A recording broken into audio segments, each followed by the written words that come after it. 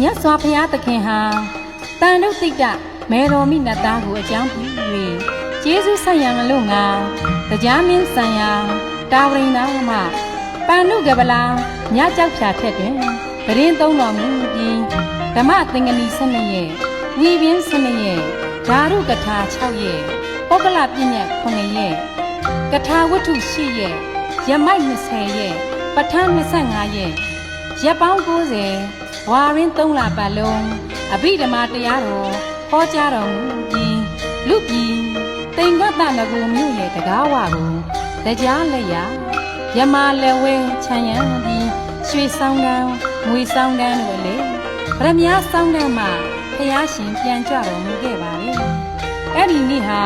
သရင်ကျွလာပြီနေ့ညချမ်းအဘိဓမ္မာခါတော်နေ့ဖြစ်ပါလေရှင်